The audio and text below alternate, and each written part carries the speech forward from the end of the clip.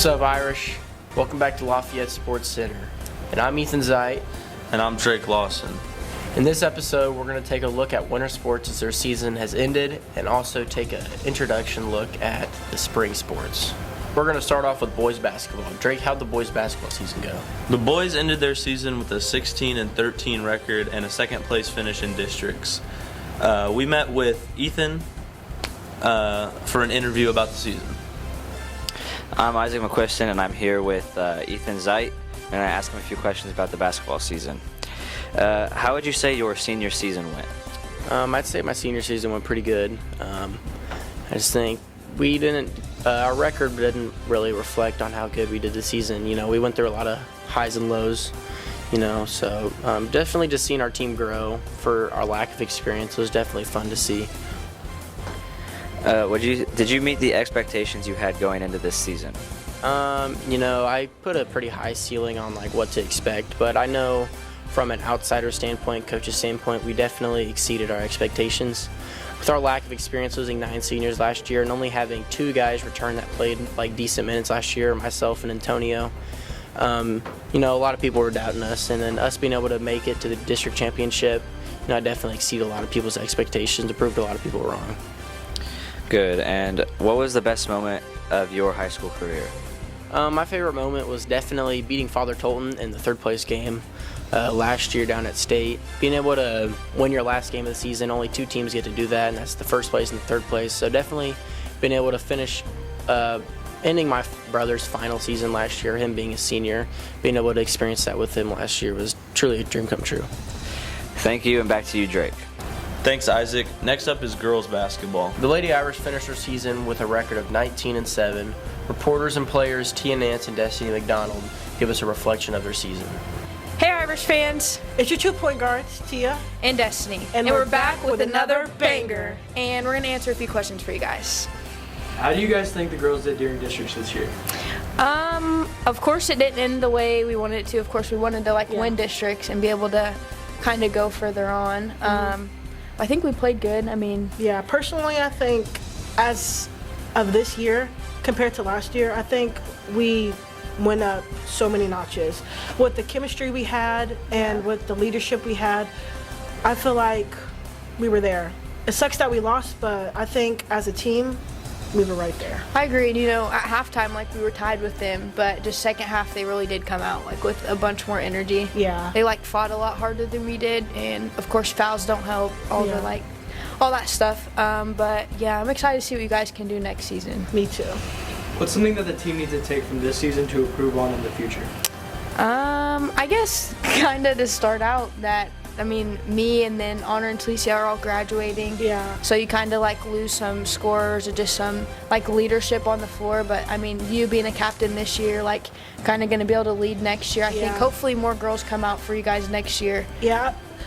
What she said, how them 3 are going to be gone. We have to improve on our defense and us being aggressive and us attacking the gaps in defense, because we're going to lose one of our number 1 defensive players is Honor. Yeah. So we just have to be very strong with our defense now that she's leaving. And I think we personally have to step up and be a shooter now that 2 of our good shooters are leaving.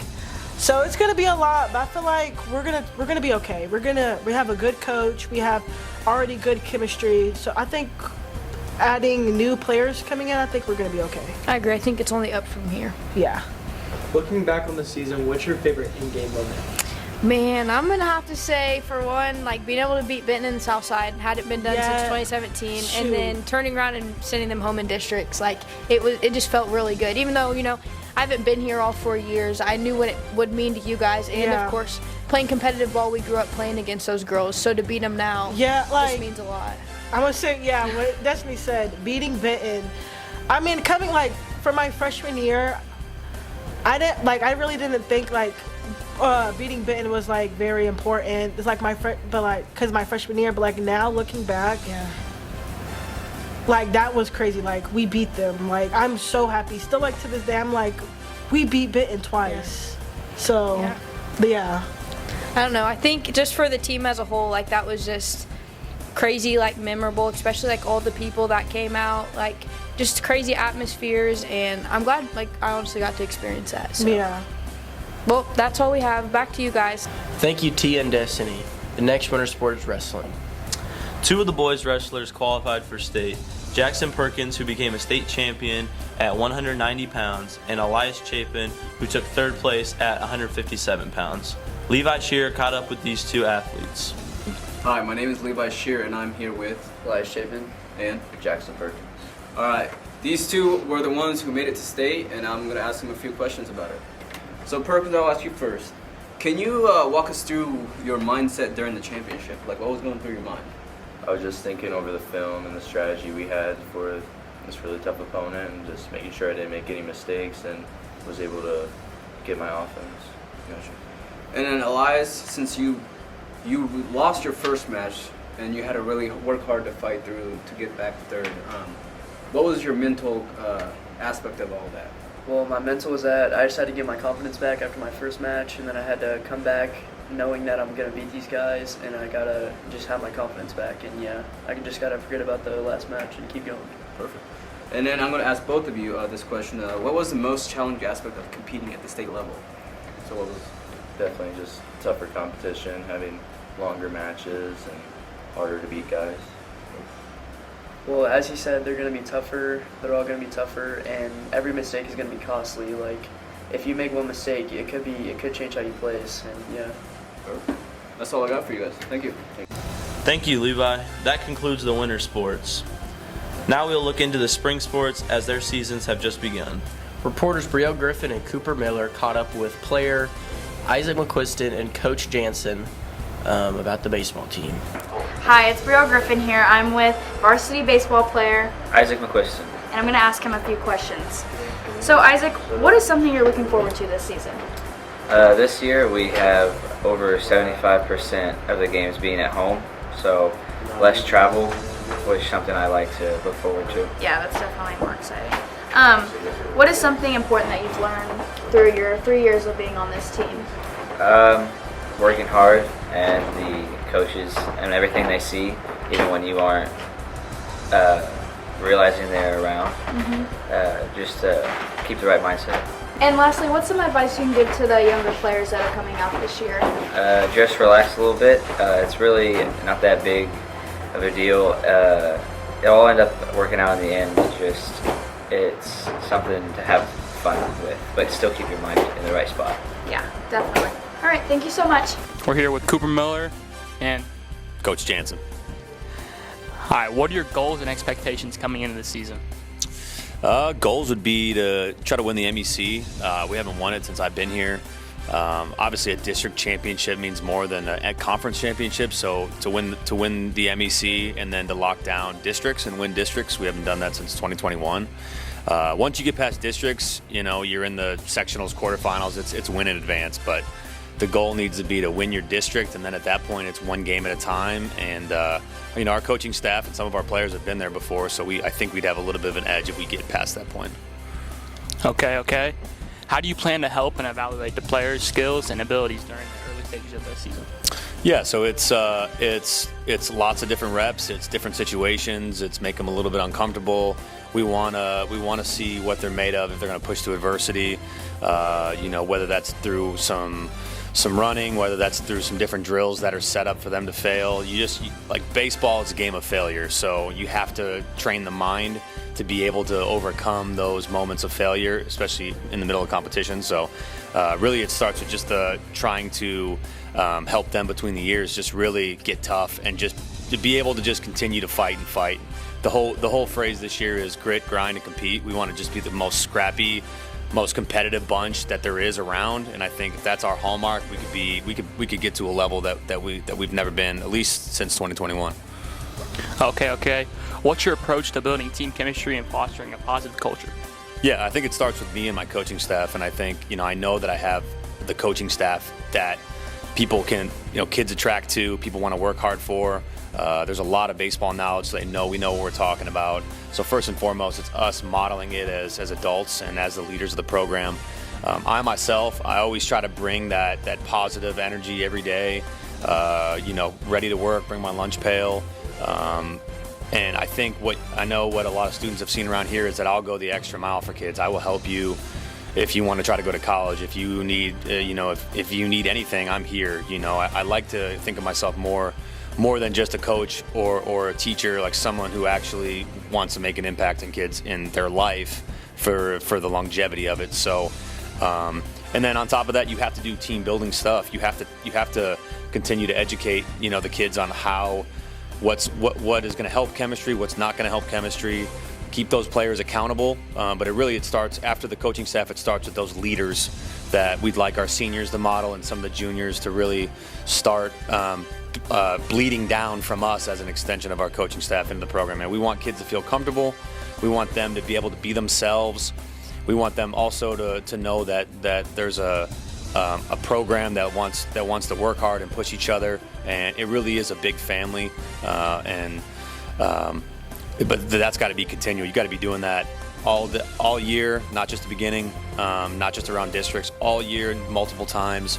Really trying to get the message across and get these guys as close as possible. Thank you, guys. Sports Center. Thank you, guys. Now we'll hear about girls soccer.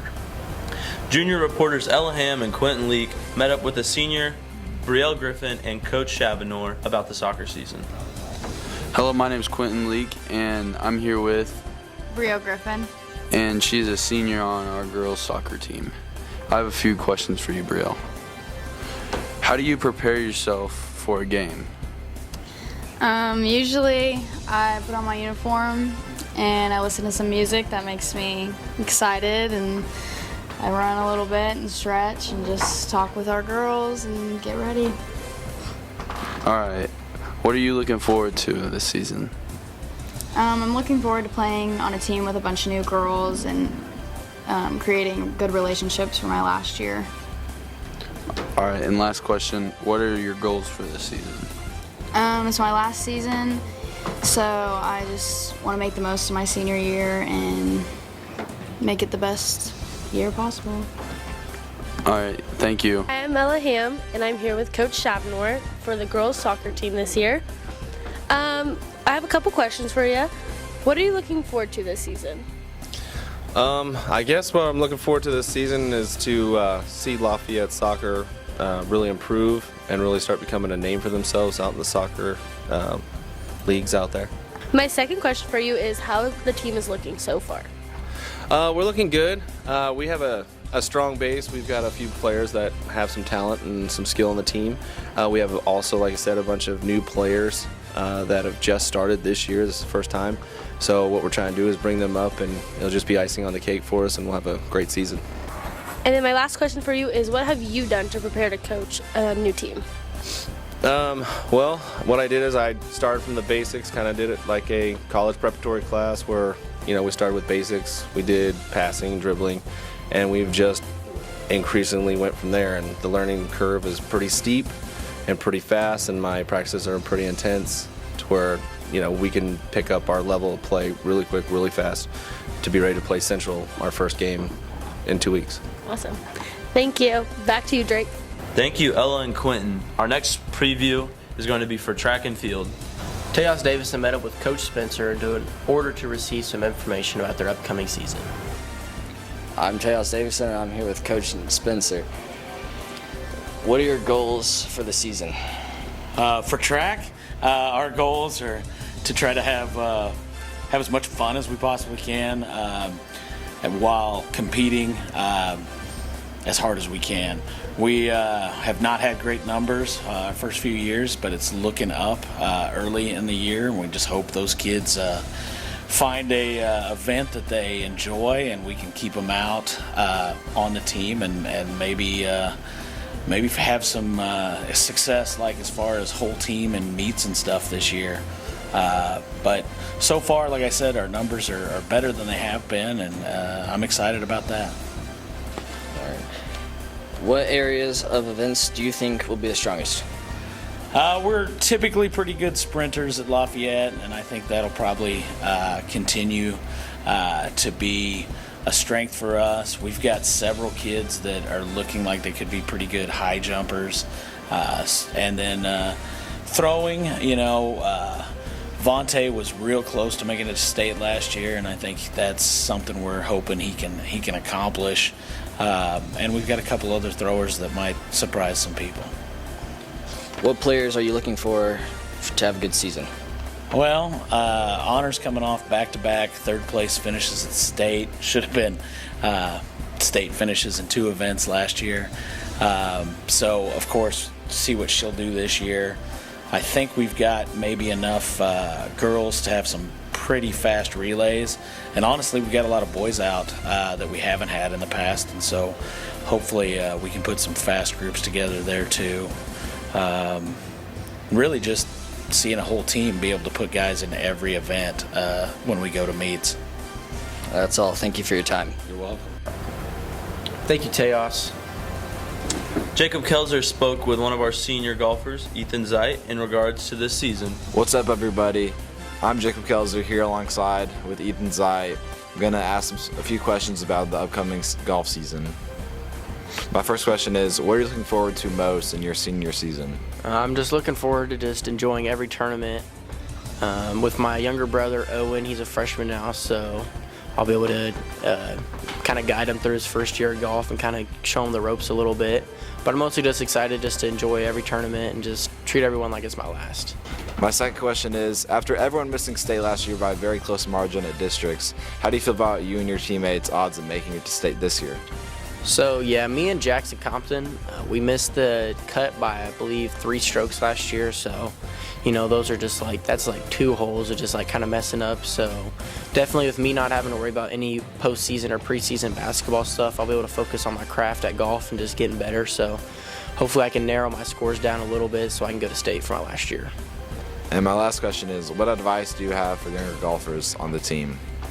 My advice would just be to just take your time. You know, there's no time limit in golf. So just take your time, not worry about what the other guys on your like other people in your group are, if they're hitting it further than you or anything like that. You know, just play your game. It's a solo sport. Nobody can determine your score other than yourself. So just mostly just focus on yourself. Well, thank you, Ethan. Thank you, Jacob. The last and final sport is going to be tennis. Carter Hewitt met up with Owen Estes about this tennis season. I'm Carter Hewitt here with Owen Estes, varsity tennis player. We're going to ask him a couple questions about this upcoming season. What did you do to prepare for this upcoming tennis season? Over the winter, I went to Genesis Health Clubs and I hit on their indoor courts. How do you feel about going into your senior tennis season? I feel pretty good. I'm the #1 this year, so I think I'll do pretty well. How do you feel the team will do this year? I think the varsity team will do pretty good this year. Me and my double, Eric Nguyen, I think we've been playing a lot together, so I think we'll do really good. Thank you. Back to Drake. Thank you, Carter. Good luck to all of our spring sports as their seasons begin. That's all we got for you. Thank you for watching this episode of Lafayette Sports Center.